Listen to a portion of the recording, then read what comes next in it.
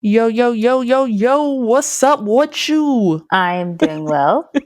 You just just caught me off guard with that because I'm I like, know. I've never heard her come in like that. But hey, y'all, Gotta keep you on your toes. Gotta keep you on your toes. you happy because this tax refund about to hit your account? Child, this tax refund's gonna hit my account when I'm on the glory. It's taking its precious time. We'll see if my birthday comes first or if I get my tax refund. That's just kind of like where I mentally am. And for those that don't know, my birthday is at the end of the month. My birthday is Memorial Day this year. So we'll see. We'll see. That's interesting. I didn't even say my name. I'm Ashleigh. And I'm Toniah. You're listening to another episode of Hue I Do. the podcast that is going to break down the different bridal gown shopping experiences and help you know what you need to know before you go.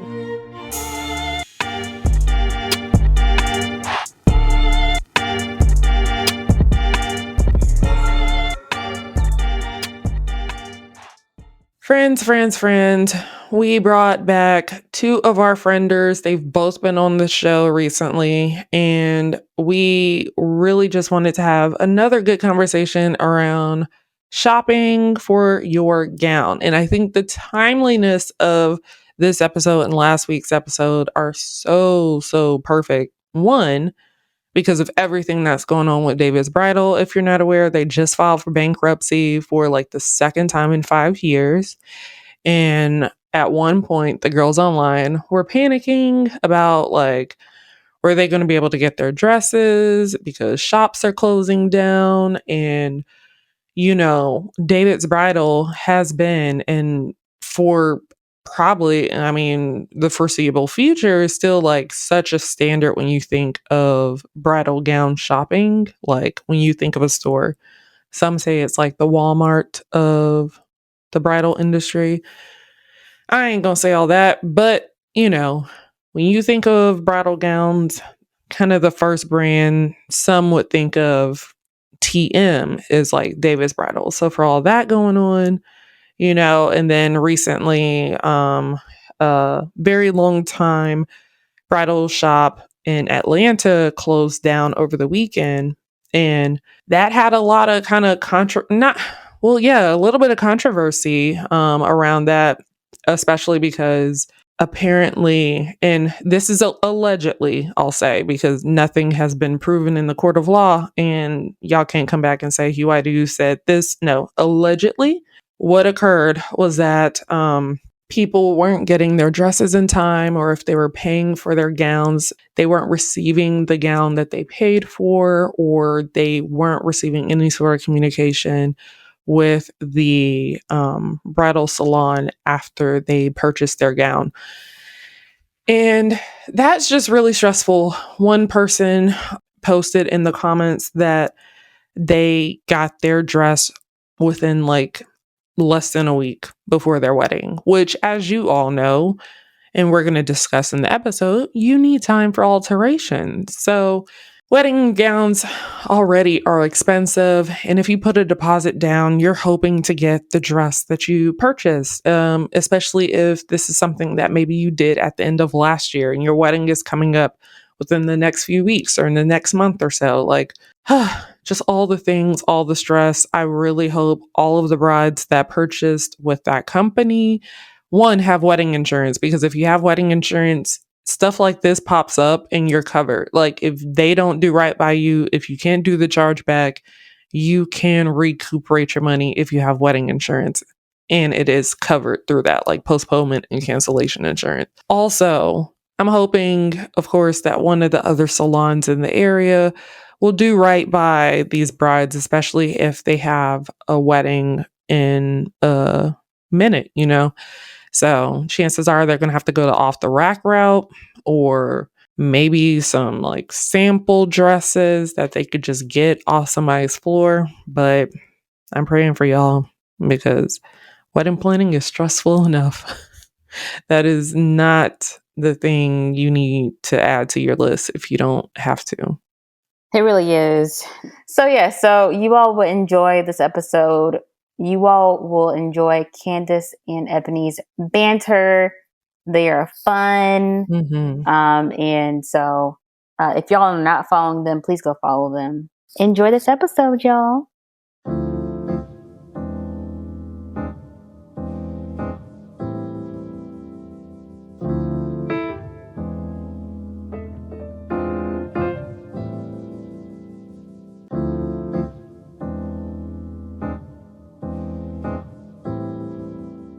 We have two very, very special guests with us today. Two guests that have been on the show plenty of times before, but we're so excited to have them back. Guests, would y'all like to introduce yourselves? Yes, my name is Candace Darby. I'm the owner of the Cocoa Bride, the bridal styling and concierge business.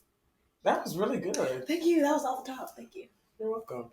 I am Ebony Foreman. Ebony's Bridal Experience is my IG handle. I am a master bridal stylist, and I've been in bridal leadership and creative direction for 8.5 years now. AKA both of them know their stuff, and chances are, if you're one of the girlies in Atlanta, you've probably worked with at least one of them. The girls who know. Okay. People are going to be like, who are they? Right.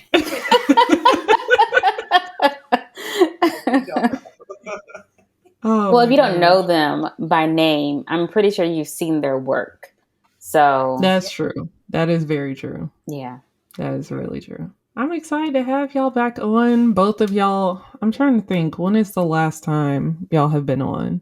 The last time I was on with the imposter one, Torin and Carrie Ann. Torin, yes. So that was a really, really fun episode. We had a good time. I think this might be my fourth time, third or fourth. So I have no idea what order. Apparently, you're the third guest. Actually, it's me, guest host.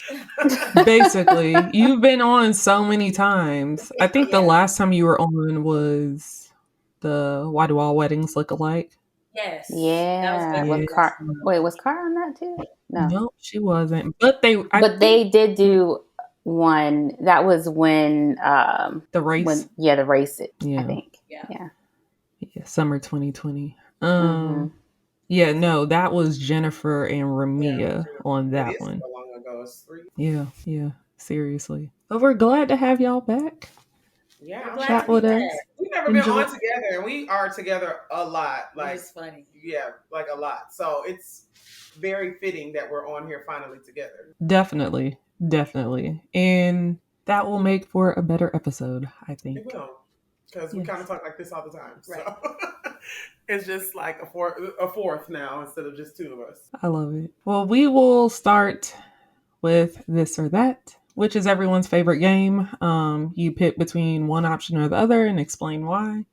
And Candace, we'll start with you just because of alphabetical order.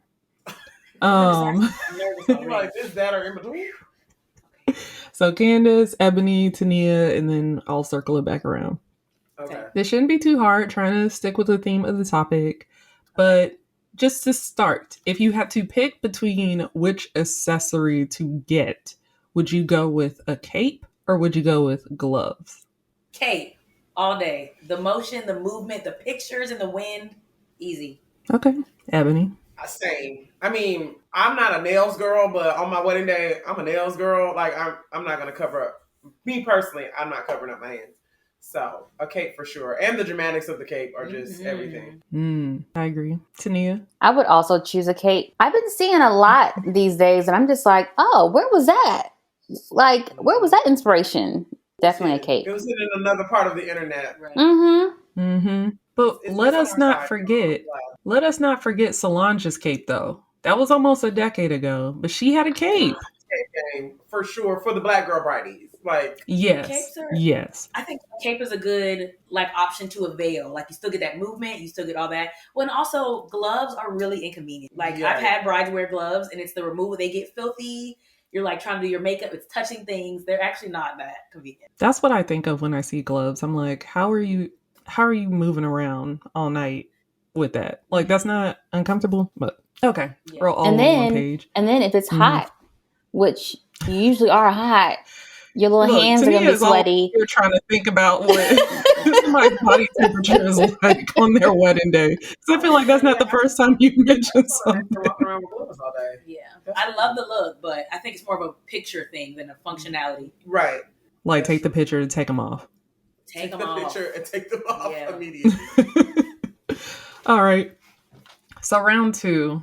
Would you prefer, for shopping for your wedding jewelry, going on AliExpress or going to your local department store? Let's say Dillard's, just because mamas love Dillard's. Oh, see, once you made it Dillard's, I'm like, oh, I'm going to say local department store just because I love it online, but stuff takes a long time to get here. Stuff can come and be broken. It can come and just not be what you expected. I would rather just know, maybe I paid $20 more, but I have it. It's done. That's it. Okay. So I'm gonna go on Alibaba or whatever it's called, AliExpress. And Both. Wasn't it Alibaba? There's both. There's 2 different ones. But I am a prepared shopper. Like, I know that when I'm ordering off a certain site that I'm gonna have to go ahead and give myself a little more cushion just in case the picture doesn't match what I got. And now I gotta, and plus, of course, the shipping is probably gonna take a minute. So I'm gonna shop ahead. I'm gonna save me a couple dollars, hopefully, and I'm gonna go online and do it AliExpress. Okay.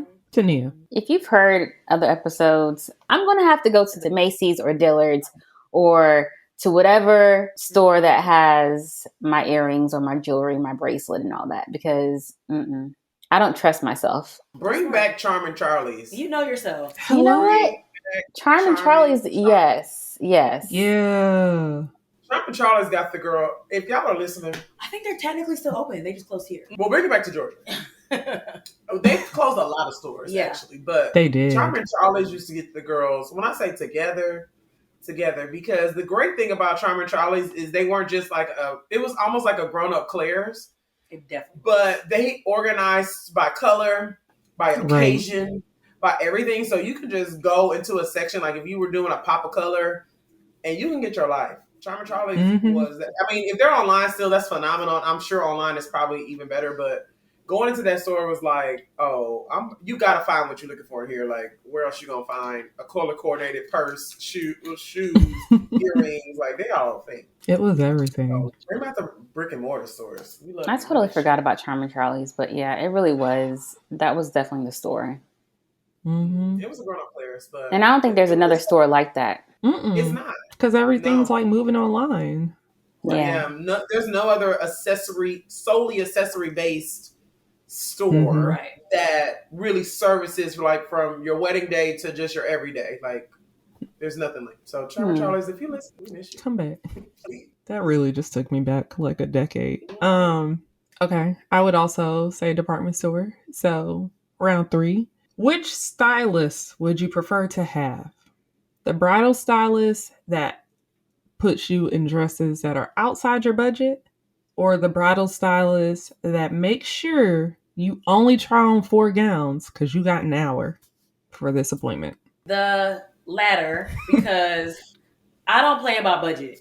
There's no need to even.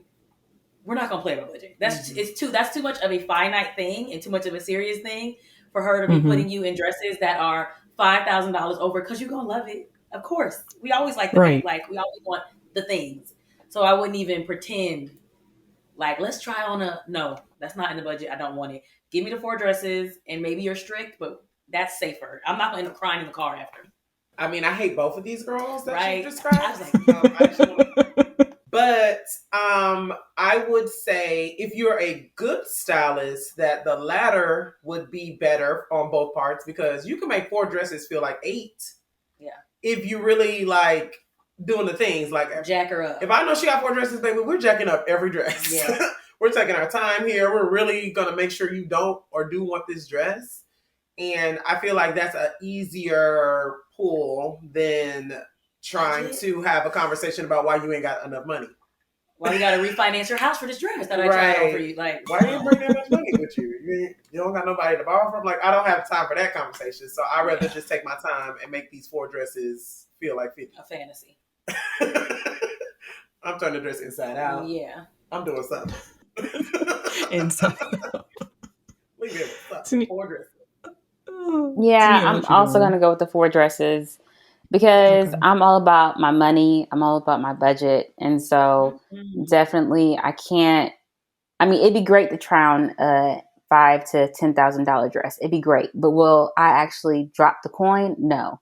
I wouldn't even feel comfortable doing that just on an everyday basis.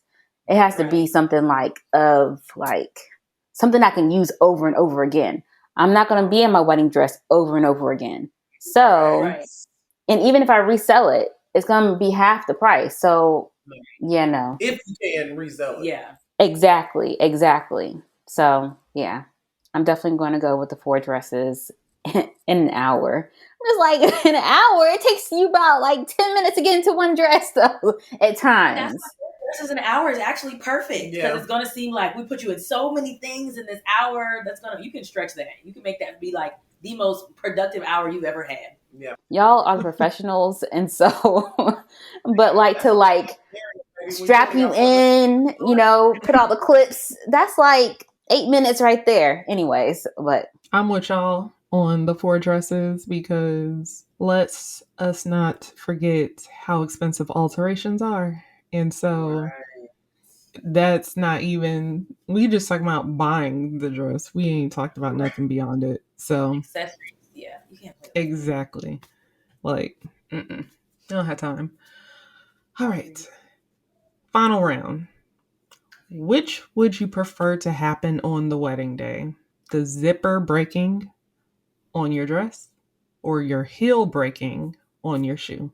That's actually really easy. Zipper breaking, because when you have a great stylist like the Cocoa Bride, somebody's going to have a sewing kit. Whether I have to sew you in that dress, hot glue you in that dress, whatever, we're going to get you in that dress. Heel breaking, it's not much you can do about that. Like now you in your mama's shoes trying to go down the aisle. But zipper, you might not ever be able to fix it again, but we're going to zip you. We're going to sew you in that dress for the day. So zipper, $1 million. That actually happens. I've had that happen. I agree, but I would still choose no shoes. I'll be honest. Even if I can sew a zipper in, and I can, it's a lot of stress, pressure. Baby, put on your mama's shoes and get on somewhere.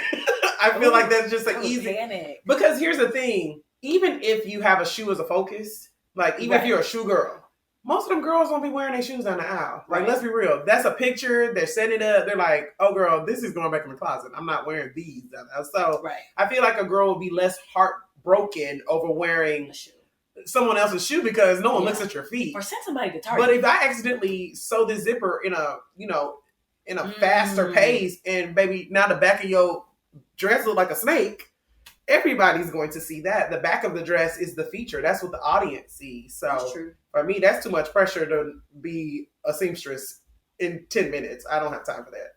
I didn't even think about that. Wear your mama's shoes and go sit. I've had a zipper break at a wedding. It was a bridesmaid, but I've had that scenario happen. I've never had a shoe. So I think my brain is like, I've had to save the day for the zipper. Shoe. Toniah. I am going to choose the heel breaking on my shoe because I'm coming out of those anyway.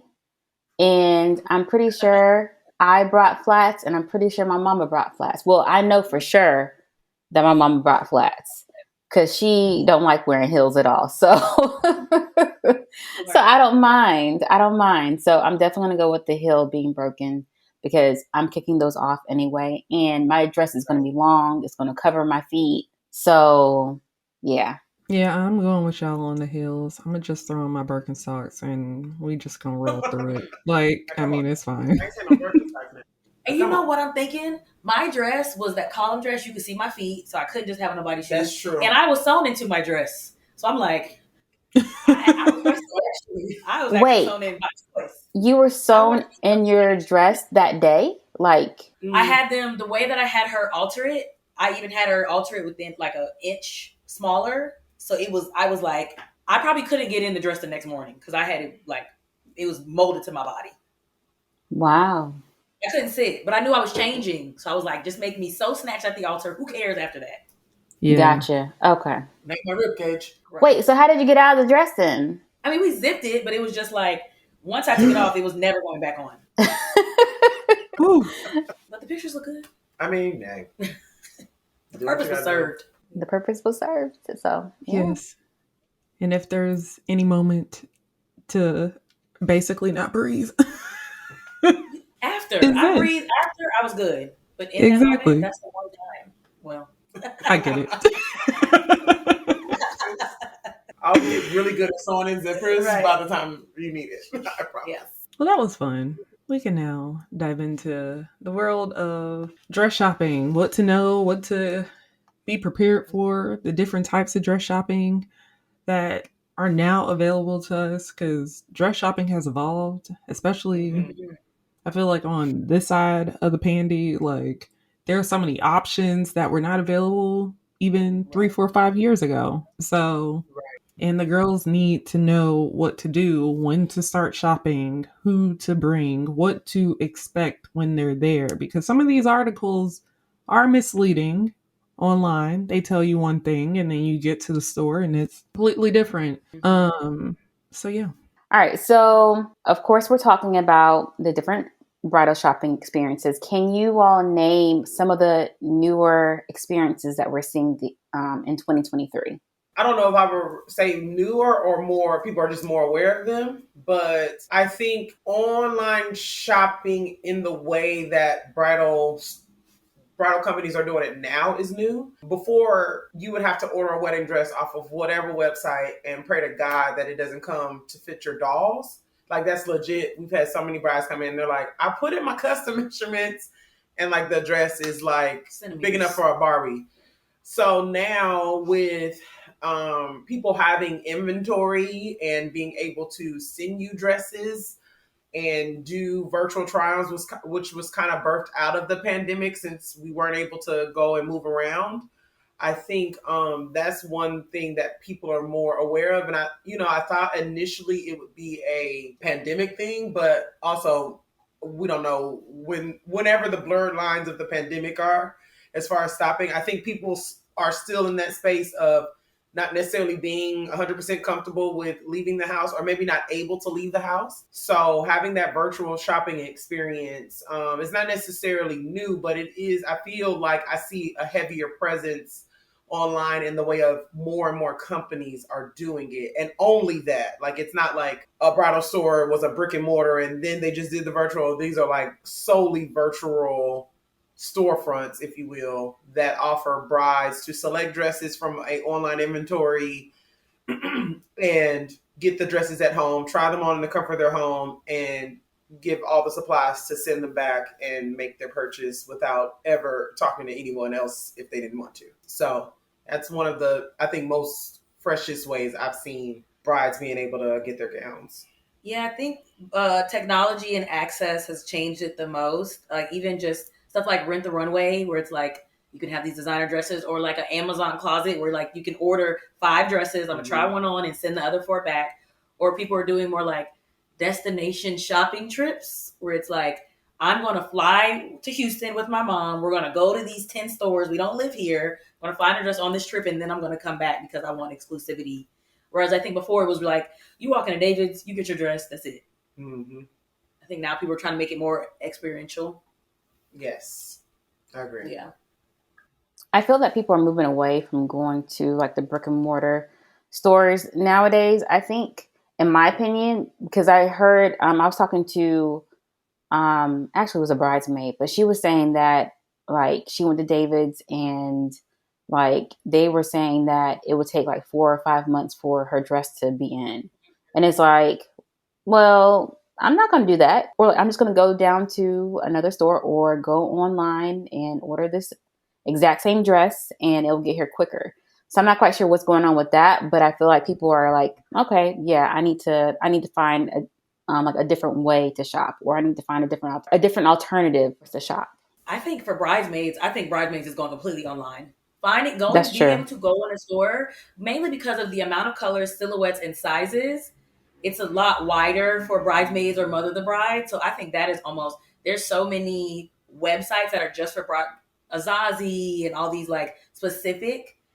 And normally now people have bridesmaids all over the country. And it's like, you can all go on one website, order this dress, get it to your house, send me a picture and call it a day. I feel like bridesmaids is totally virtual now. And then they make it, I mean, the websites, even the people who do have physical spaces, the websites are so easy now, the way that you can see samples. You can do virtual try-ons for bridesmaids. I mean, it's way too easy to do bridesmaids. And that dress is less of a risk. Right. So That's if true. it comes in, not 100%, no one's like, it's not as much as emotion pull the stakes from that garment than it is the bridal dress. But I will say, Toniah, that I don't think I see a lot of people still shopping brick and mortar. I think, though, it's really generational.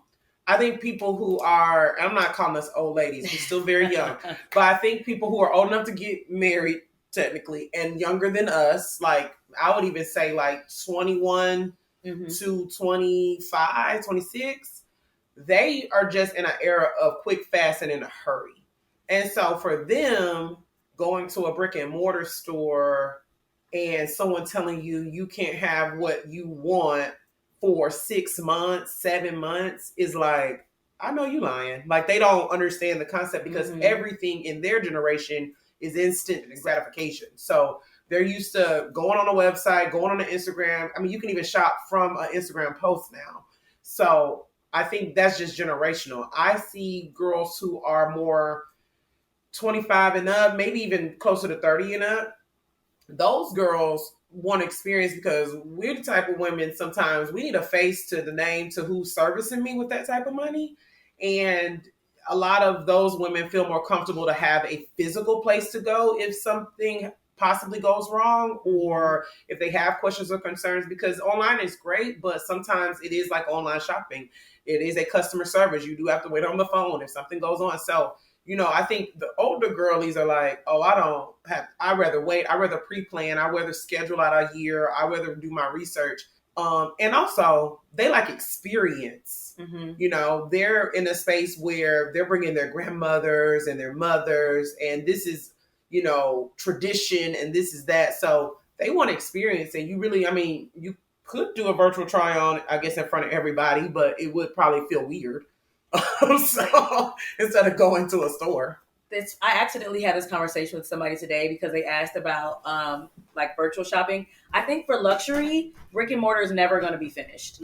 I can get my groceries to my house. I can get my little Fashion Nova dress to my house. But diamonds, $3,000 dresses, like luxury items, whether it's walking into a Neiman Marcus, walking into a jewelry store, walking into a bridal store, I feel like those things, that investment kind of stuff, cars even, we have CarMax that can just drop the car off, but it's something about going to a dealership, test driving it, seeing what I'm putting my money on, I feel like will never truly be finished, especially because a lot of times the moms or the older or maybe the one spending the money, and she needs to see where her $4,000 is going. And they probably came up too, like on that time of like the say yes to the dresses and like the whole fanfare of like going dress shopping. So it's like when that time finally comes, it's like, oh, okay, this is all an activity that we're all going to do. This is going to be an experience we're going to have versus I don't really know if Gen Z was watching for weddings or like watching Say Yes the way we were. Right.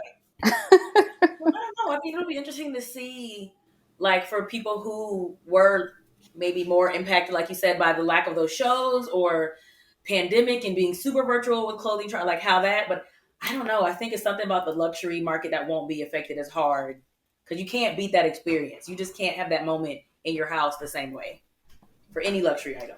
Very true. Or like I should have clarified, like I meant like the popular places.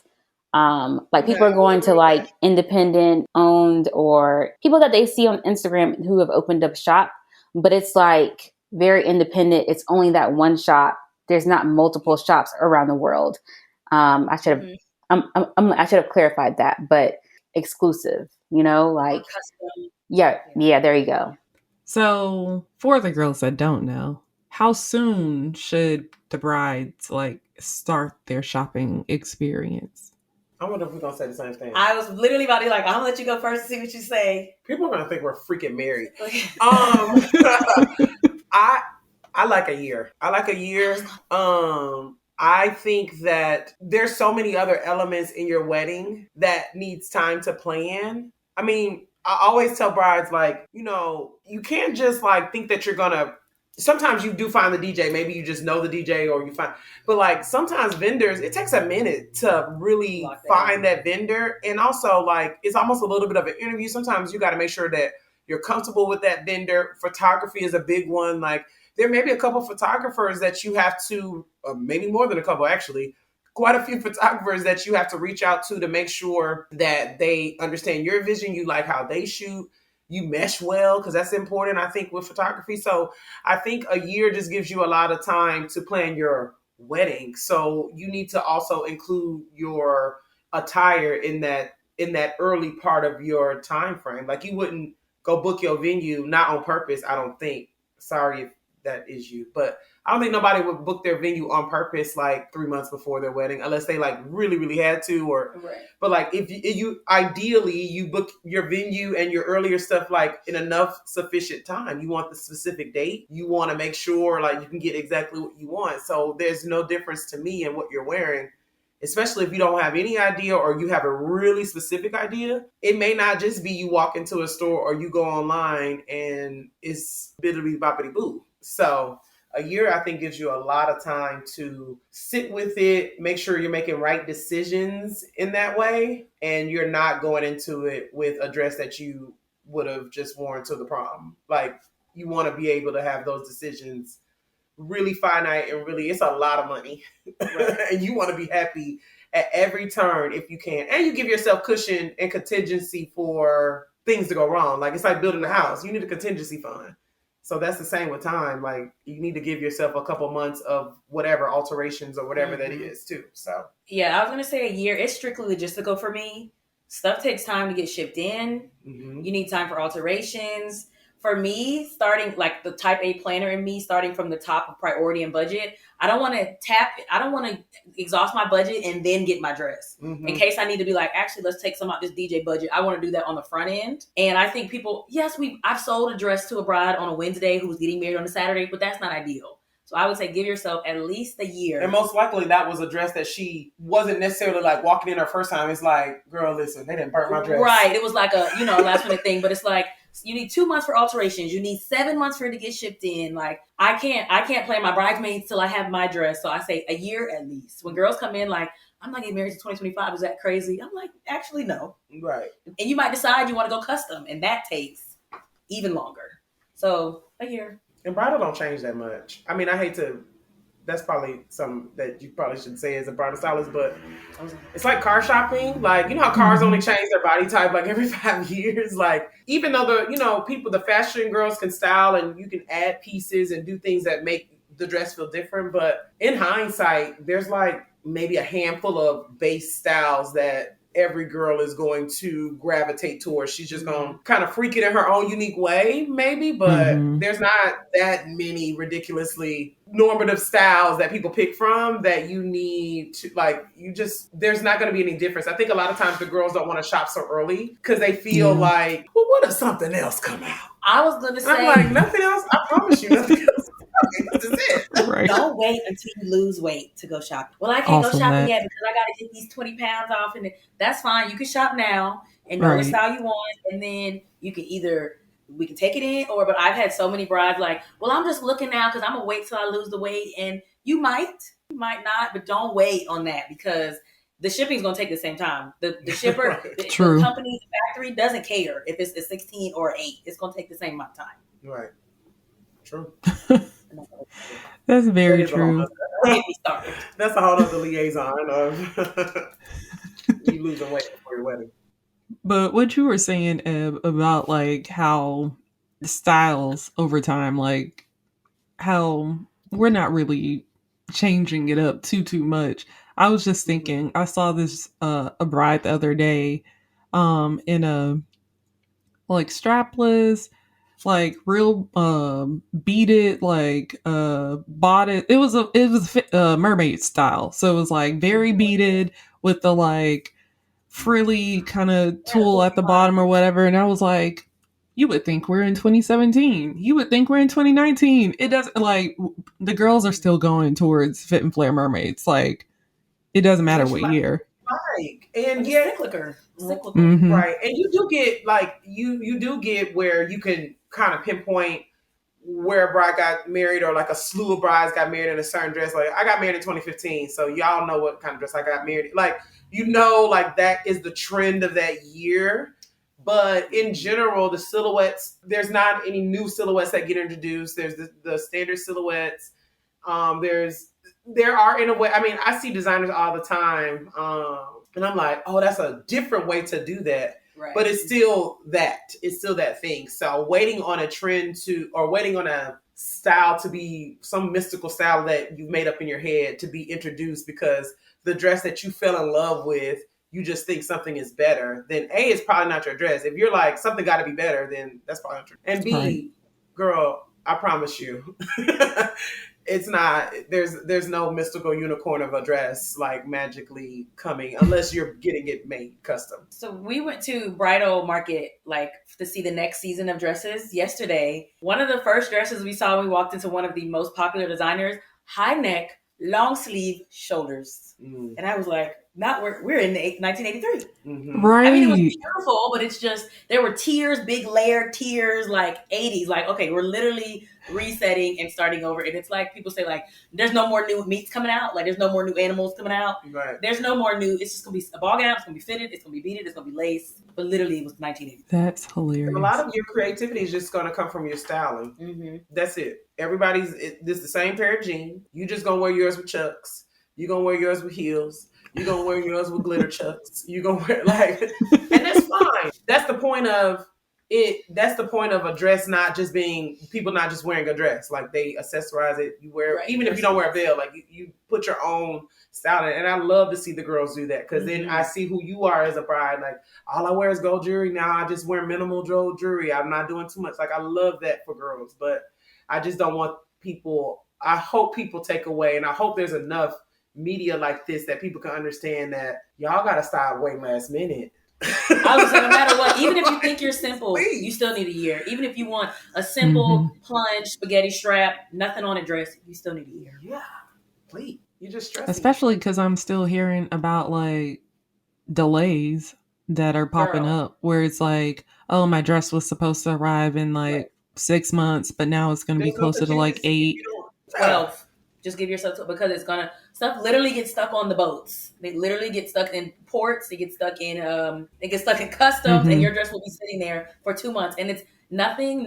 There's literally nothing we can do about it. We can't drive and get it. So just give yourself a Also, even if it gets here and the passes customs, I mean, we are having issues here in the U.S. with FedEx and UPS and even Amazon ain't priming like it used to prime, baby. Next day is not next day delivery. Yeah, I'm like, wait a minute, 3 days. Okay, how much money? Okay. Right. Hello. So it's like everything is slowing down because the influx of online shopping has arrived, right? Like people are using the mail in that way to get everything, like everything. So they don't care if you're getting a wedding dress. They're not gonna be like, okay, don't put that toaster on the boat. Her dress, like they don't.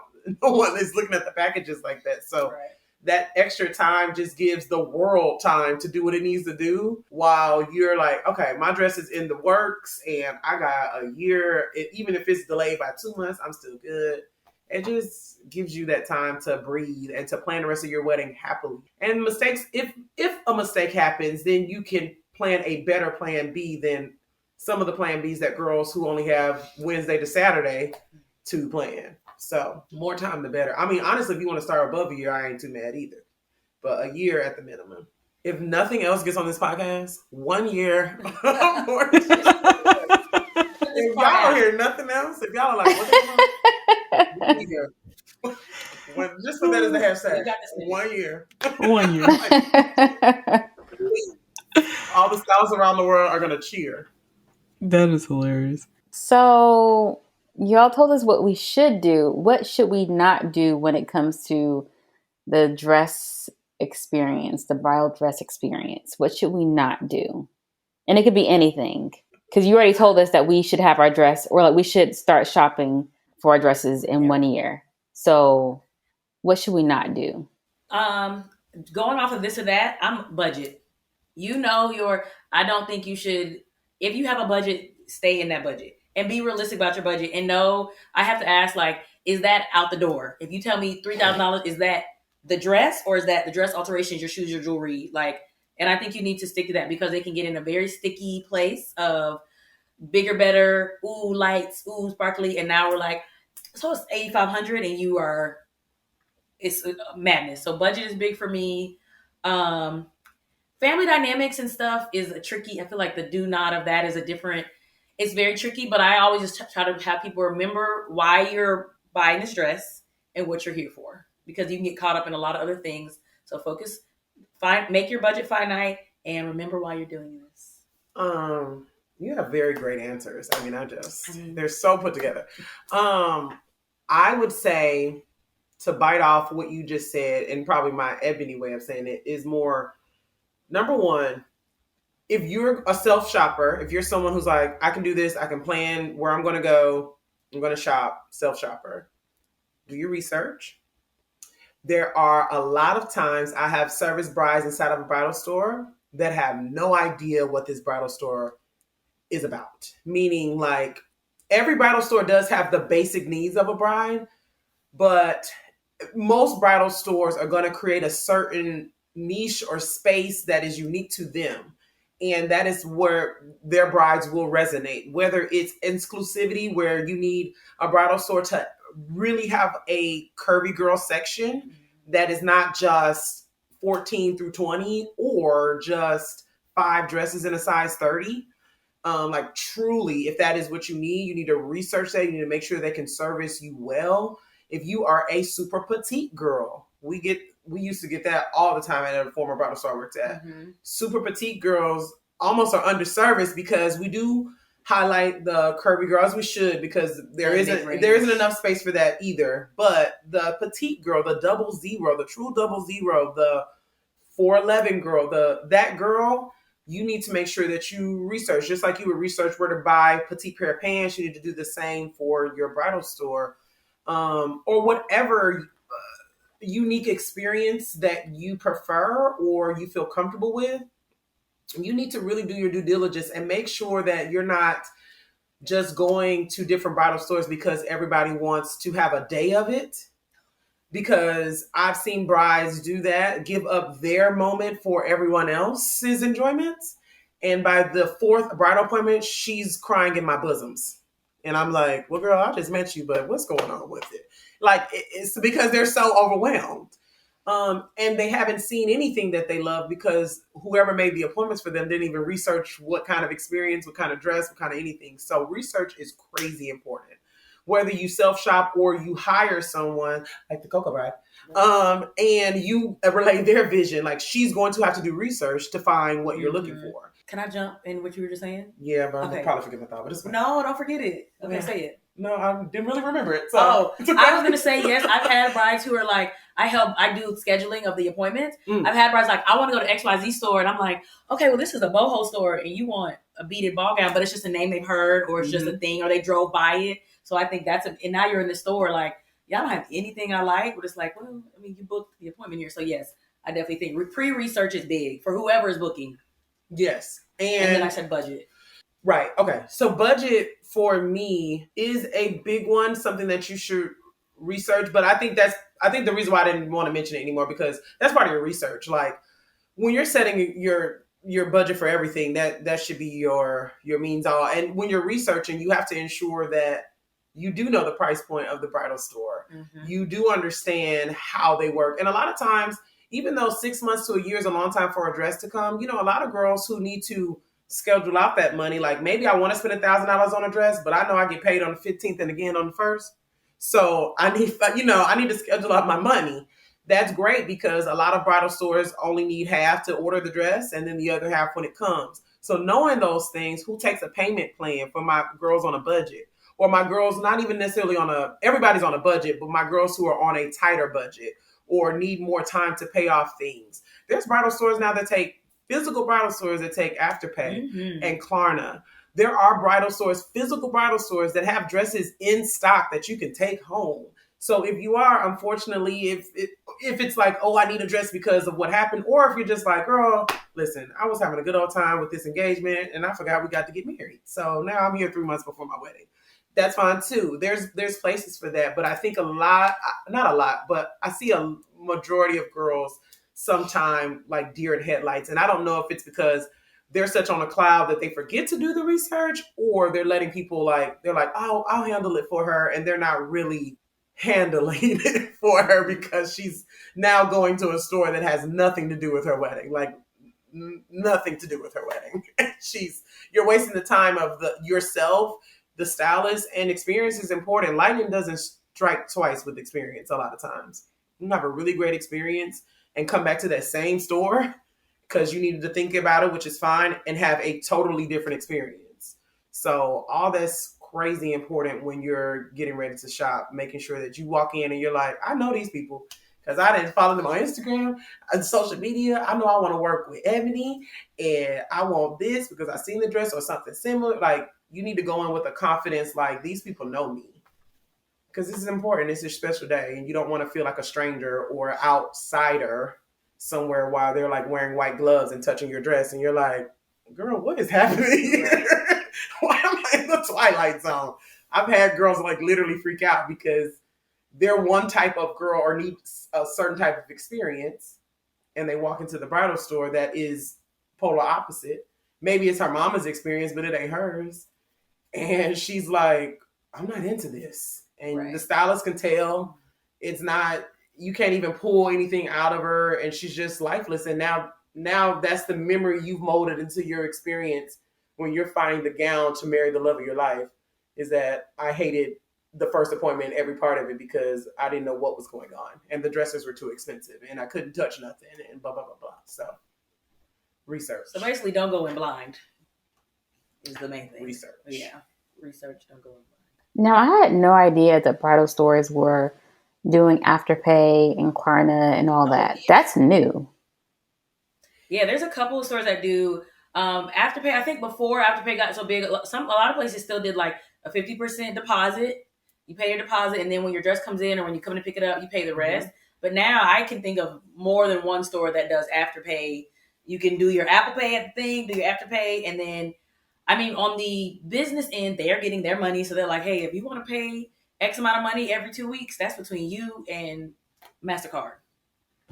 But yeah, there's a couple places that do Afterpay. I mean, you have to catch up with the times. When you own a business, I think that's why there's so many different ways to shop now, is because if you didn't learn from the pandemic, you have to offer multiple ways to assess you or to people to pour money into you. Everybody, I may have a $3,000 budget and I may be able to pay off the $3,000 by the time I need to, but I may need 4 payments every 2 weeks to do that. So, you have to catch up with the times and understand that there's different ways to have a certain amount of money available. Everybody don't have just $3,000 on a credit card, and that's fine. As long as they pay it with Klarna or Afterpay, that's on you if you are lying. Right. But yeah, it's a great option and it's absolutely available in multiple stores. Not even say multiple, but quite a few stores, more stores than you think. I saw somebody tweet something yesterday that was like, they done rebranded layaway. Yes. And somebody was like, no, because back then you could not take home whatever it was until you had paid it off. My mama used to hurt my feelings every time she took me to go make that payment. I'm like, we ain't getting our stuff yet? It was going to stay right in Kmart. She's like, oh, no. Right. No. So it is a rebrand, but it's a better way to do it because you get the goods immediately and you can still take your time and pay. Now, here's the thing. You have to pay. Yeah. Right. Yeah. Layaway, when you didn't make the payments, they just put the stuff back on the floor. See, now you actually have the stuff and they don't need their money or other things are going to probably happen to you and your credit. But it's a great option for the girls who are responsible. Really pay their bills. Definitely. So what should brides think about when it comes to their second look? Because we're seeing more and more girls go for that second outfit. Now maybe they're not spending as much on that as they are their like primary outfit, but what do they need to know?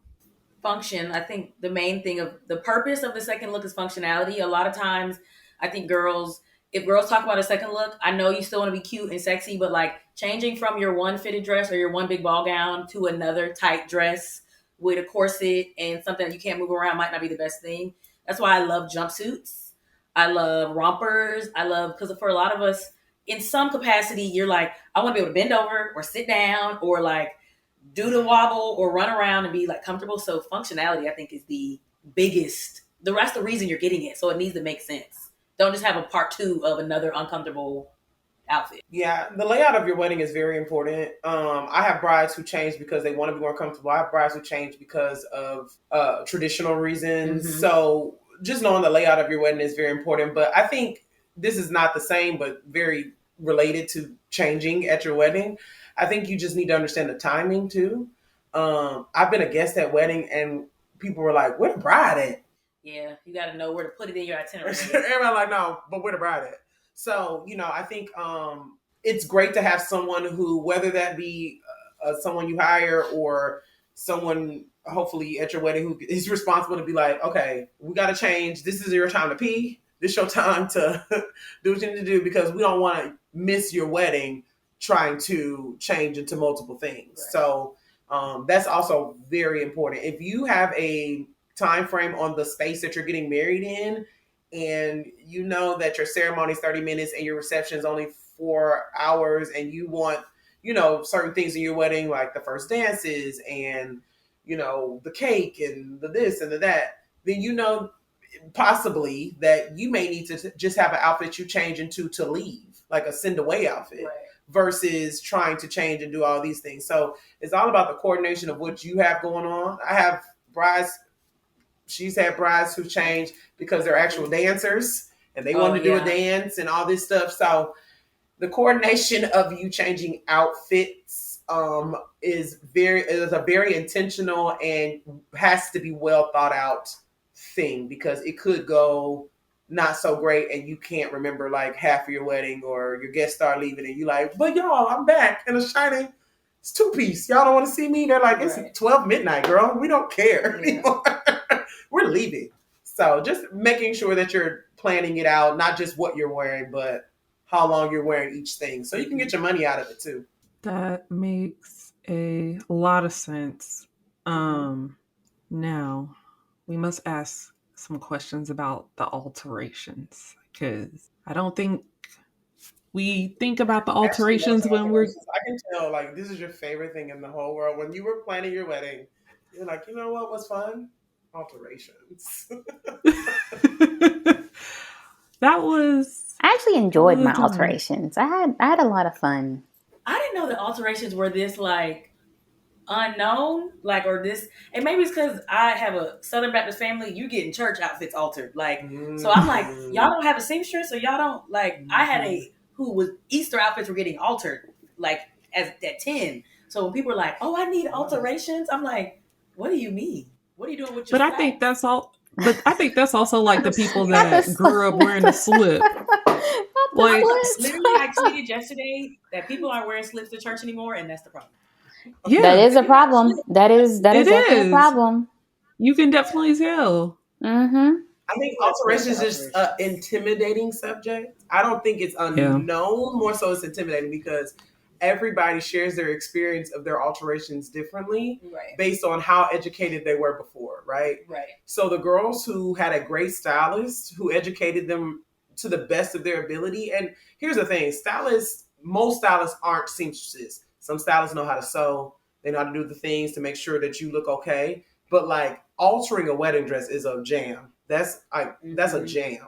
So we can educate you to the best of our ability. And I never lie. I'm like, girl, I don't know. I can call a seamstress, I can ask. But if you're educated well, when you go into your alterations, even if it's by $50, a little more or less, you're like, okay, well, she did tell me it would be, or he did tell me it would be over 300. It's okay.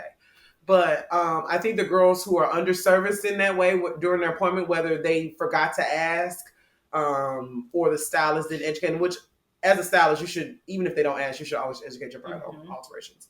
But whatever the case may be, I think those girls are the girls who are like, okay, strike one. I didn't know my alterations are going to be $400. Strike one. Strike two. I didn't know how to come back here 3 to 4 times. Strike three. You just, and then it starts becoming a bad, not even a bad experience necessarily with the seamstress, but a bad experience from not being fully educated. And then you pass on that story, and then you're like, well, my friend, when she got married, she said she paid so much for her alterations and she had to go back this many times. And you're like, well, yeah, girl, that's how much it costs. But as the story goes on, and I think it just becomes a culture of like, we don't know if this don't fit right. I can't visualize it. I can't see it. So I think that's part of it too. Just the fear of the knowledge spreading of other brides. When I think you have to be careful too, because you can do anything to a dress. So when you put a dress on, they're like, oh, we can add a sleeve, we can do this and it. Yes, you can do all of that, but it might cost you the same price as the dress. So I try to, whenever depending on what we're in and someone asks about alterations, I try to give a high number. If I go up on the scale, you're already prepared. And that way, if all you need is a little hem and a little bustle, that's easy. But if you're like, I added beading, I wanted this done, I wanted that done. And it was like, oh, so this is going to be half the cost of your dress at least. Like, but it's preparing yourself again, research, preparing yourself for it and budget. So you're not like surprised. Right. And I would even say, just to be a little of a contrarian, I learned that word from her and I never stopped. I call my kids contrarians to spit. Anyway, I would say not everything can be done to every dress, right? But that comes into play of, again, your seamstress or someone giving you that knowledge, because I've had a lot of brides who are like, or I even hear stylists be like, they can do that in alterations, right? We put a lot of weight on alterations. Maybe it's just not the dress if you got to do all that. But like, sometimes you put a lot of weight on the alterations, right? You put a lot of, okay, they can add this, they can do this. And here's the thing. Sometimes what I see in my head is not what executes. It's gonna look like. And then that's, you feel like you've wasted money. So I would say that when it comes to alterations, by definition, alterations are just to fit. That's literally this is to fit me, right? When you start going into the space of, I want to add, I want to change the structure. And even as simple as like Ashleigh's second dress, I remember when she DM'd, she was like, can we do this? Can I do this? Like, how is this done? I was like, oh, that's an easy addition. Because that's not alteration, that's an addition. She's not making it fit you. She's adding it to a pre-existing garment. Adding a detachable skirt is an addition or a customization. And I think that's probably where the breakdown goes into alterations versus customizations. Customizations cost a little coin because you're adding design to a pre-existing design. Alterations generally have a standard cost. I'm taking it in. I'm giving you a hem. I'm putting in a bustle. I'm fixing your bust line. I'm putting in cuffs. Those are things to make your dress fit. Customizations or additions are to change it to your personal style or to whatever you see you visualizing. And customizations can cost more money. I think that's where people get confused, is that when they're in the appointment and they're like, I love this dress. I wish it had a cape attached coming from the back, but flipping, like all that stuff. And they're like, yeah, they can do that. They absolutely can. But baby, you can have all the vision in the world. For customizations, you got to have a coin too. Right. So I think that's part of it, is educating the bride what is actually an alteration just to make this dress fit you properly versus you having vision, which is great, and customizing your dress to be uniquely or different or, you know, what you saw in your head or whatever the case. That's the difference. I agree. I'll be honest. I didn't even know any of that was doable until I slid in your DMs. I was very grateful because I just didn't know. Like, I thought, I don't know. I thought it was going to require like a whole new dress or something. Well, and I think initially, you were just like, no. Correct me if I'm wrong, but I think you asked me at first something like you wasn't really feeling your second dress anymore. It wasn't like you didn't. Yeah, I wanted to. At first, yeah. I was like, girl, if you don't throw a detachable train on that and get your whole life together, he was like, a detachable what? Right, I didn't know. And you killed it because it gave you that flair and that drama that you needed for your wedding versus just you having like a sexy fitted dress. So that's where having vision and customization comes into place. That a seamstress is going to achieve that, but that is not something that's fitted to you. So that is not a standard cost. A standard cost for a dress. That is something that somebody has to add. They have to make sure it looks intentionally designed in that dress. Like it came that way. It doesn't look like, oh, they just threw that on last minute.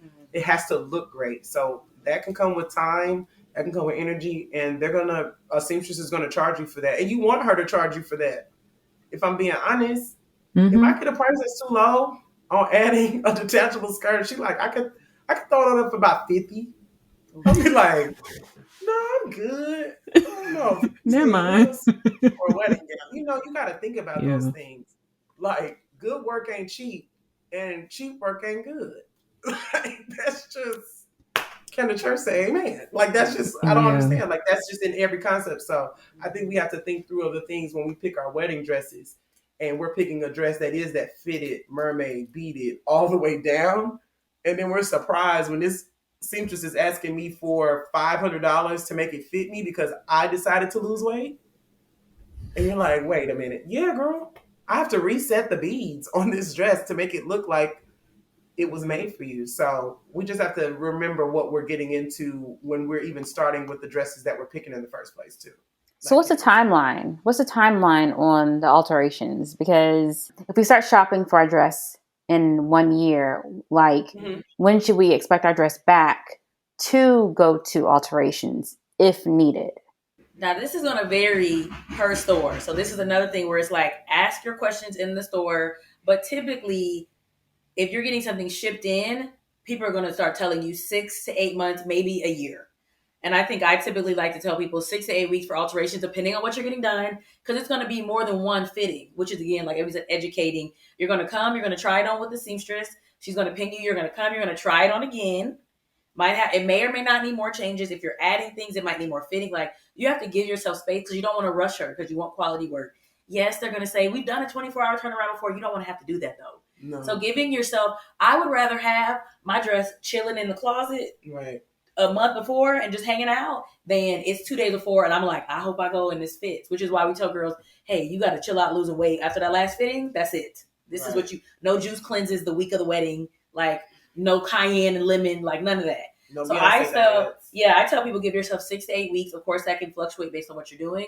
But typically 2 months is typically enough for alterations. And again, if you're doing custom, that's going to be a whole different timeline. Yeah, you'll hear most of the time in a bridal store 8 to 12 weeks. Mm-hmm. You'll hear most of the time up to 3 months, just because you have to give yourself time. And if you're a bride who, I think you mentioned earlier, brides going to destination mm-hmm. and finding their dress. Mm-hmm. A lot of times, you have to think about the seamstress work in that. Like, if I bought my dress out of state or even in the same state but hours away from where I live, I got to make sure that either I have a seamstress that I know that is local to me, or if I am going to dedicate myself to the seamstress that they refer, or if they have an in-house seamstress, then you got to give yourself that cushion to travel too. Mm-hmm. If you're a destination bride, don't give her the wedding day, baby. You're already in Mexico. Right. Tell her when you're leaving. That's a big one. I've had a lot of brides be like, oh, my wedding is May 1st. But girl, you didn't tell us she was taking a month. Or portraits. Some girls want to do portraits or things. So you have to take all that into account. So for some girls, if you're doing something that requires you to have your gown before your actual wedding day, then of course your alterations are going to need to reflect that as well. So that's why it's very important to keep up with the timelines of what you're doing. Mm-hmm. If you have a second dress that she needs to alter, then you got to give that baby girl a little more time. So you may start a little bit earlier than 8 weeks, Right. So if you're bringing people with you, like if your mom is like, well, I want her to alter my dress too, or the bridesmaids are like, let's just all do the same. Have conversations with your seamstress to ensure that they can execute you all in 8 weeks, or does the bride need to come earlier, or whatever that case may be, because all those factors, especially if it's a small town seamstress who is only her, right? She doesn't have a team. If she's doing 8 dresses, you got to give her time to execute each dress appropriately, or everybody going to be looking crazy. So the general answer definitely is the 8 to 12 weeks, but you're always going to have specifics based on the factors of your wedding that you just need to ask out loud. Mm-hmm. And we see a lot of timeline stuff because we're in such a metropolitan city. We have people like you said visiting, or I go to school, but my family's here, and it's like, okay, if you go to Kleinfeld in New York, are you gonna be able to go to alterations there 3 times? Because we have people like, I want you guys to do it because this is where I am. Okay, as long as I've had brides who are like, you know what, when I come over Thanksgiving break, then when I come over Christmas break, like they make it work. But you need to make sure it's not now inconvenience that your dress is 5 hours away and you haven't done your second appointment yet. Mm-hmm. So it's the organization planning it out. Mm-hmm. It's a lot. I had no idea. If you're going to do the things, then they come with the things. I mean, that's why, listen, it don't have to be a lot on you, It baby. don't have to. It doesn't. I mean, there's so many resources now. I mean, Candace does a great job, but there's stylists who just dedicate themselves to taking off the brunt work. Like planners, like books where you can, this, so I know I can, you said 6 weeks, all right, and you said this, like, write it down because you're not going to remember it all. It's a lot. And your first appointment, like your dress appointment, it's a lot. It's a whirlwind. There's champagne. Your mom's crying. They're talking numbers. They're talking dates. You're like, where am I? And we can spit it out and retain it because we do it every day. But for the average person, by the time you go to that brunch after your appointment and have that third mimosa, you're like, I don't even know where I am. Mm-hmm. So it's a lot. And that's okay. That's why I'm like, ask questions. Talk. Don't just go to TikTok and get on Bride Talk and hope they tell you because it's going to be a lot of misinformation. There's a Bride Talk? There's a wedding talk. It's a whole... It's a black hole. Grandma is a baby. Okay. And you're exactly right. You're getting advice from other brides, not real experts. Mm-hmm. Yeah, it's the blind leading the blind. It's the bad budget leading the bad budget. It really is. Because I'll be watching like, no. Like y'all are just being cheap. Like, not don't have that on there. Yeah. And I like to save. Yeah. But there's a way to do it. But be for real too. And why are you cutting corners for your wedding? Like anything, be for real. In some of these talks, I'll show you the wedding talks. I don't think I want to see it. It's mayhem. I think I'm gonna cry. Some people I think are trolling, but we'll that's a whole nother. Wedding talk is a different episode. Sheesh. Yeah. Dark. I'm not going. So. Just like one or two more questions. So hold up. Is there ever a reason for someone to not need alterations? So yes, I've had corsets. If you want to save an alteration, a dress with a corset in it is going to do a lot because it's a little more customizable. But not needing alterations at all, rare because it's like height based. Now I do have some girls that are like, what shoe do I need so this dress doesn't need a hem? And I'm changing after so I don't need a bustle. That's very situational, but I think it's best to go in assuming alterations. And if you just so happen to be this designer's exact size 12, that's great. But I think more times than not, we see people who you at least need a little pin in here or it's very rare to need nothing. Even in bridesmaids, it's rare to need nothing. I mean, I'll say it in this way, like, hey girl, this your wedding. So you ain't gotta do nothing. Baby, we can bobby pin you up under your arms. We've all seen that. We've all seen that. So I always just give them real life scenarios of like, hey, you have a strapless dress. It has to fit like a bra. Does this feel like a bra to you right now? If it doesn't, then you need to go somewhere to make it feel like a bra. Or you're going to be jiggling like a bag of change all night. So listen, the ball is in your court, but I would say there are some girls that in a fitting, it does it right up. It does feel amazing. It does feel like she can walk out there, or we even make a joke like, girl, we can get your fiance and we can do this right now, right? However, you're usually not getting married that same day. And you're usually not getting married even that same week. And most bride people who identify as women or who are naturally born women, actually, not even people who identify as women, natural born women, our hormonal changes make us fluctuate. Even if you're the same weight, you might not be the same inches. Things change. So I would say to that point, it's very dangerous. I tend to not even say like, oh, you don't need no, because there's no way I can predict how big or small or whatever any part of your body is going to be 2 months before your wedding. So I would say with that, always just verse it based on the couple of months, that alterations time frame that you were given. At that time, try your dress, right? Like if you're a person who has gotten their dress, whether it be off the rack where you've had it for a while, or it came in and you still have like a couple months before you would start alterations, I would highly suggest, if you live with your person or not, going somewhere, or maybe taking a friend with you, trying on your dress and seeing how your body fits in that dress at that moment. Sit down. If it feels, dance. sit down, dance, like take it on a test run.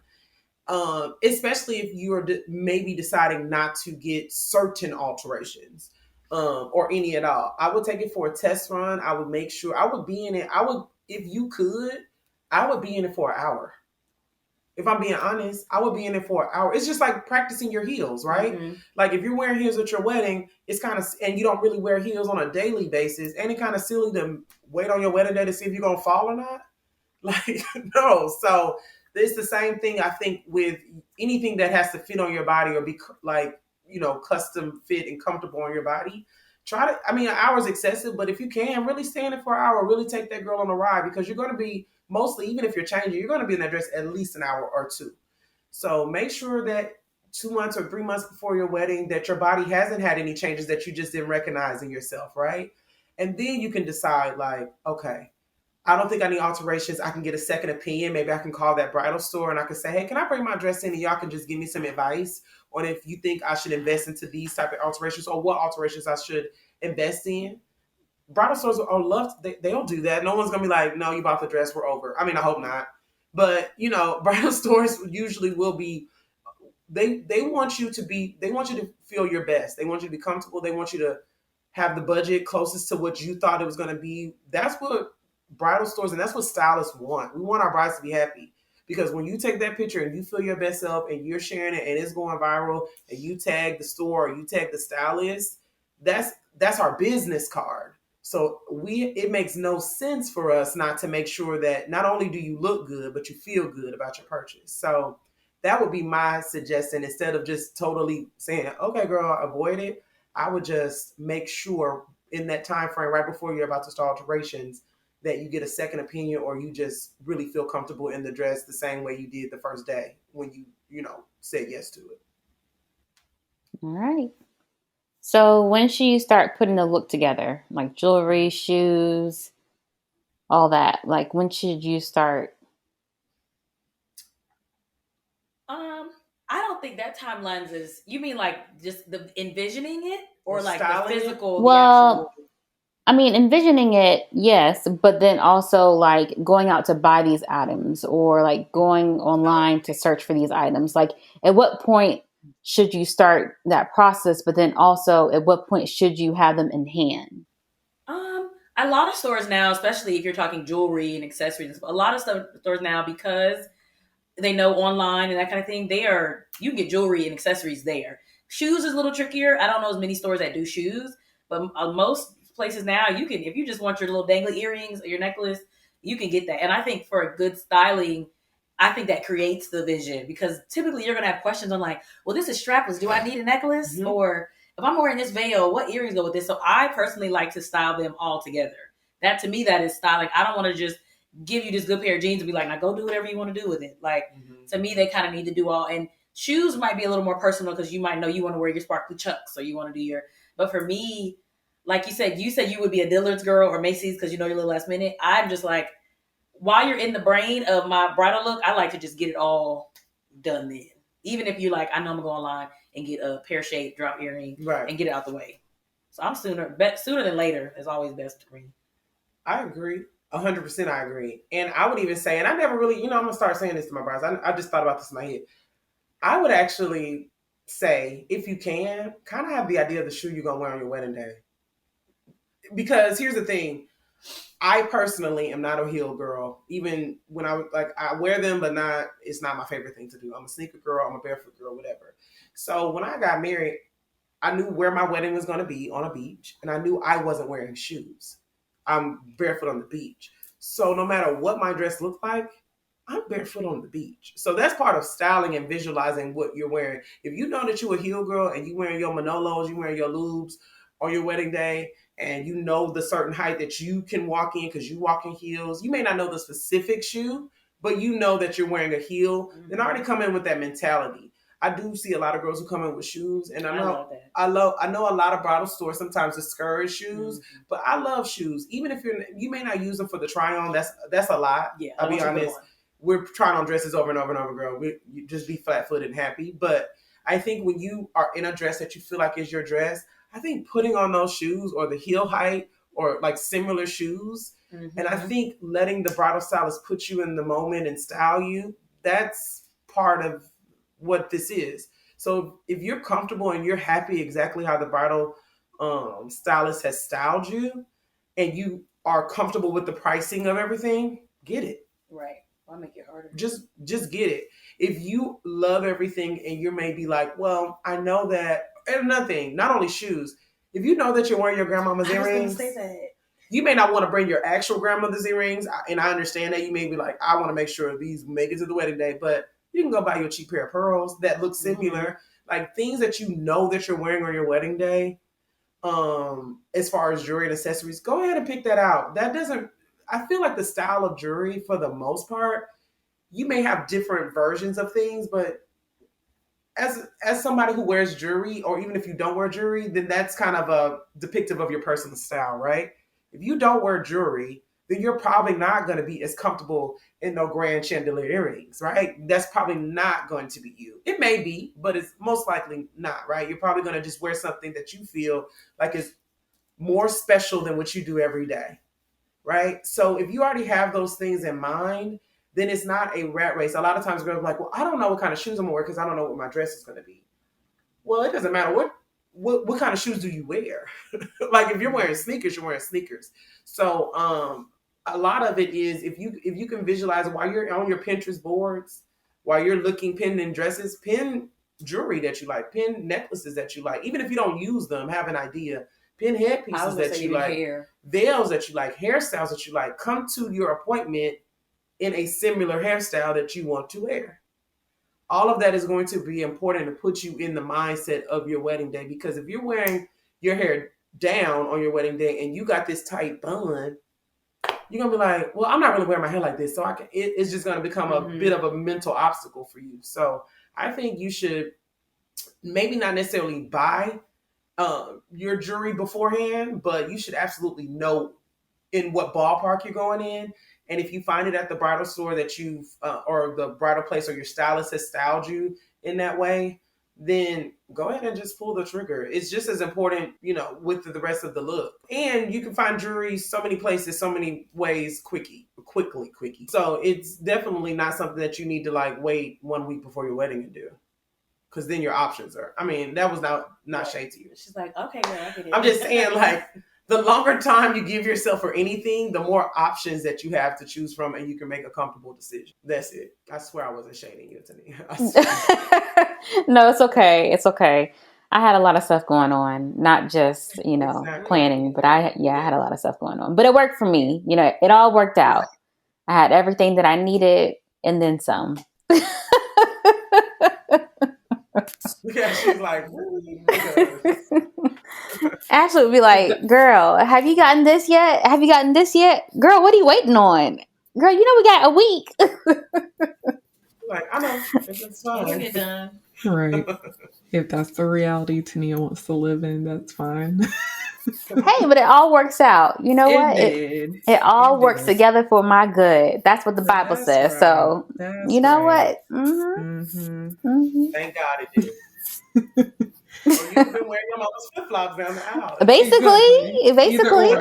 Either or. So final question. What advice would you give to a bride that has not gone shopping yet? Maybe she just got engaged within the last 3 months. What would you tell her? If you've already set a date, then what are you waiting for? I think, honestly, like, if you've set a date, then not to be erratic, I want people to understand the reason why a lot of stylists want to give you so much time is because we want you to enjoy the process.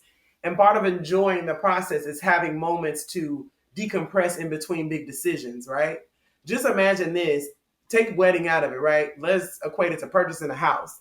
If you had to purchase a house, buy all the furniture, do this, do that, fix the plumbing, replace the things, do the things, all in like a 6 month time frame, that's a lot. That's a lot of, you're not even enjoying your home.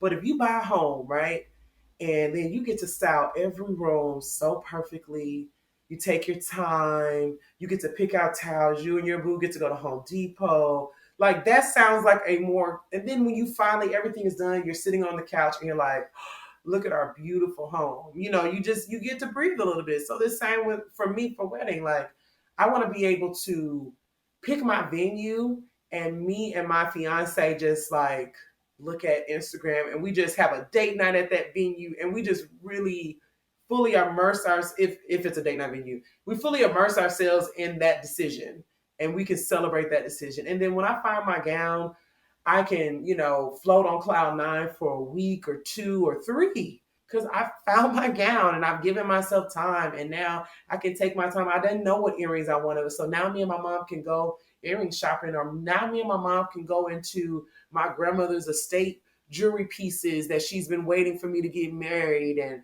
she can show me, what pieces she wanted me to have. And we can take our time and like, think of it like that. No, seriously, that's moments. And if you're like, well, I'll just go shopping 3 months before, then you're not even, and here's the thing. Some people may not care about that. They may be like, girl, this sounds like a freaking fairy tale. We're over it. Like, if that's not you, then, hey, that's not you. But most girls or most people who are in this process as a bride, they are very much, they want the things. And so I think that's part of the advice. Like, give yourself time to enjoy each part of this process because you don't get that time back. You don't get a lot of redos in a positive way. And so just go ahead and take your time, enjoy it with your family, your mom, or whoever is around you, and then move on and give yourself space and time. So back to the 1 year bit, like that's part of it, like giving yourself that space to breathe and not feel like any decision is rushed or anything like that would be my biggest advice to a bride, no matter where you go. Mine's going to sound so cliche. I was trying to think of a less cliche way to say it, but it is just have fun and do like, this is literally because it can become overwhelming and it's the to-do list and the things and the people and the money and the timeline and it can be over, but it's like, enjoy. This is going to go by faster than you think. And it's going to be a memory faster than you think. Like, enjoy it. I love when brides come in and they got the sign and I can tell they're just having a blast. And I'm like, no matter what happens, like, yes, I would love to find you, but I know y'all are going to talk about how much fun you had in the story. And we had the matching shirts and then we went to like, enjoy it because it can be such a, well, I got to do this and I got to get the reel and I got to make sure we get the pictures of this, like all the things to be the people. But it's like, have fun. That's what you're going to remember, that you and your mom were laughing and y'all made jokes. Like, that's really, and I see brides a lot of times where I'm like, you are so stressed out. You hate every minute of this. Mm-hmm. You were trying to figure out why you didn't just go to the courthouse and go home and call it a day. It's now a chore. It's a job. And you're like, I hate this. Mm-hmm. So I just be like, just what's fun for you? Let's do that. She's like, not this. Yeah. And I feel like a lot of things, especially social media and all the things and having the right hashtags and I can't think of what to do. And my girls, I got to have them do this before like, have fun. The mayor's license is going to look the same. Just enjoy it. That's what I tell every bride, no matter what your budget, no matter what you do, no matter if your mama came or not, no matter if your daddy don't like him, the mayor's license is going to look the same. It's going to be on that ugly brown paper. No matter. And that's why you're doing it. No matter that, at the end of the day, you're doing it to get married. And that's the only thing that really matters. So true. Have fun. And that's my Oprah TED Talk for the day. Okay. That was perfect. Yeah. All right. So we're going to move into wedding vendor love. Who would like to go first? This is somebody I don't personally know, but I really admire her work. And I think when I talk about bridal designers, actually it's 2 people, sorry. But when I think about bridal designers, especially Black women bridal designers, which is like a special, of course, place in our hearts, that really push the envelope forward for fashion because bridal could be very like the same. It's Lori Bride and it's Kaycia Bridal. I love Kaycia Bridal. I don't know how I found her, probably just through the gods of Instagram, sending them through my whatever. But every time she shows a new gown, it's like, I feel like it's like a mini movie. And I love that because it does put brides in, people who are in that bridal space. They want to feel like a fairy tale or a superhero or the main character. That's what the kids say now. main character. And I feel like when you have designers like Lori and Kia who are like really putting on a production when they're introducing the new gowns and really telling you where they see these dresses, I think brides get, even if they can't get those gowns, they get inspired to want to be different and unique. So those are my two. So my vendor is going to be Beauty to Behold. I work with Jamila and her team on photo shoots, weddings. My favorite thing about them is they can do everything. I've seen them do different hair. They can do locks. They've done braids. They've done mature skin. They've done really like trendy makeup. I've seen them do everything. And I think a lot of times people can only do weaves or they can only do one style of look. And it's tricky to do bridal party, bride, mother of the bride, mother-in-law. And even if like the kids are like, I want some lip gloss, I've literally seen them do everybody in the suite and everybody looks like themselves, but professionally done. Mm-hmm. And that's a tricky thing to do in the bridal world. When you have makeup artists up popping up overnight or hairstylists who are like, well, I do hair and they can only do, wand curling bundles. So Beauty to Behold, Jamila and her team. I'm excited. Anytime I walk in and see them, I'm like, okay, my bride's taken care of. I can rest on that piece. And I've seen them do anything. They jump in anywhere. I've literally seen them steam a dress. So they get in there. So yes, Beauty to Behold. That's my vendor. That's important because yes, sometimes you forget that you need to steam. And listen, we don't forget that we need to steam, but I've seen the things happen, or people don't even know that, oh, my dress needs to be steamed. My veil is a wrinkled ball of tulle. Mm-hmm. And you got to have people who want to jump in and get in there. So, 1,000%. Ashleigh, who would you like to shout out this week? I found an amazing wedding photographer that is based in the Milwaukee and Chicago area. So if you are kind of like in the Midwest, kind of in that area, and you're getting married and you want a really good photographer, look up Amanda Evans. Amanda Evans.photography is her Instagram, and her work is just like really, really beautiful. She also has a studio. So if you're in need of like a photography studio for whatever reason, look her up. Amanda is spelled AmandaEvans.photography, PHOTOGRAPHY. And yeah.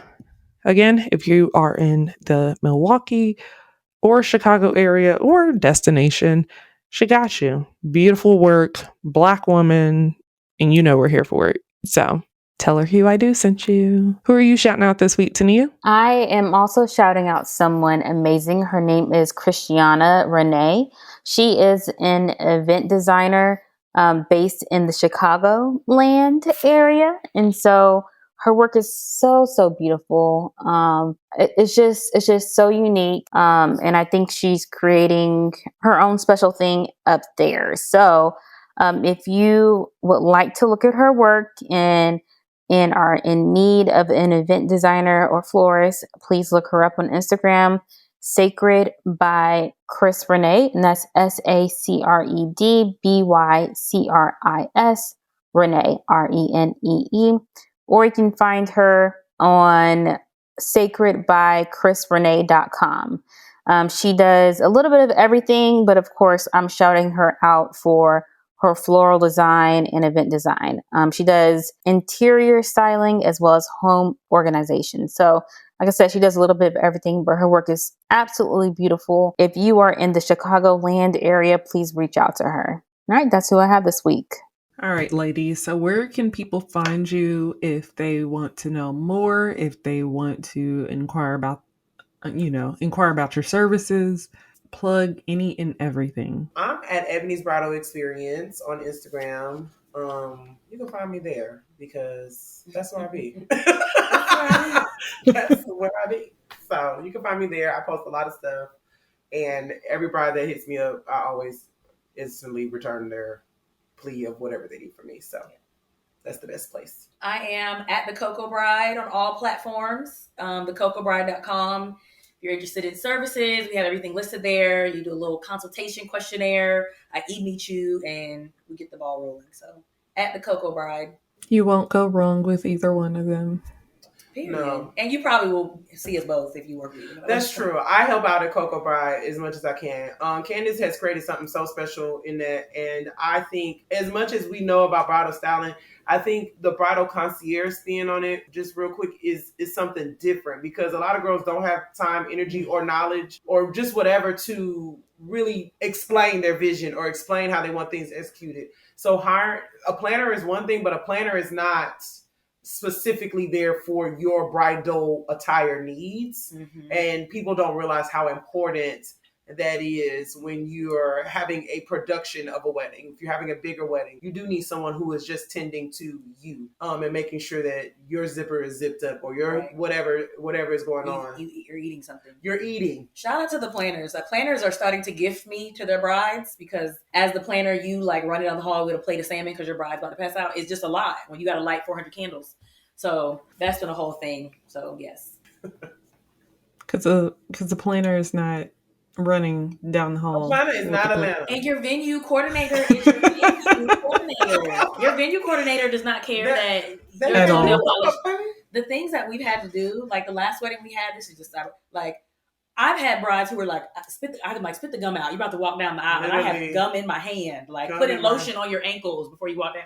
It's a whole thing. People don't. After the weddings, people are like, "How do people get married without these?" I'm like, I don't know, because I needed a me. And when you're waiting to come down the aisle, or you're waiting in certain spaces as a bride, I know this is like not everybody's focus, but I always think like it's kind of lonely.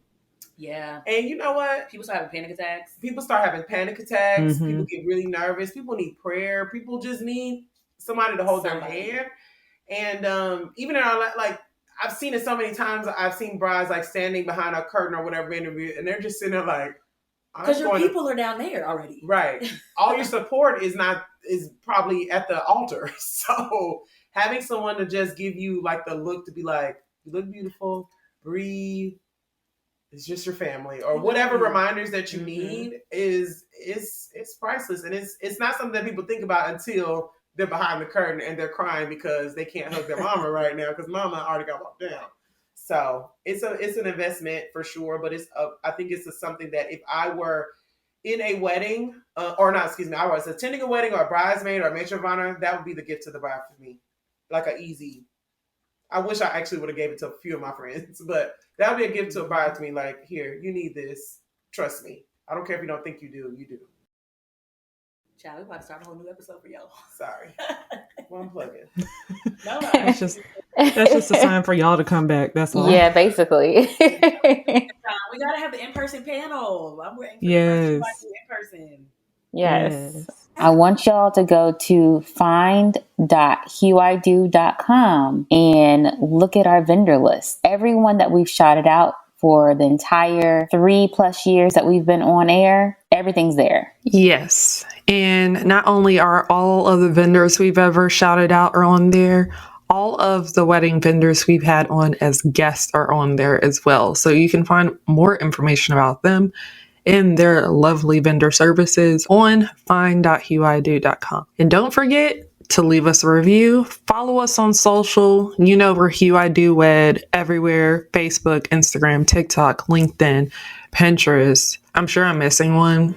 But basically, if you're there, we're there.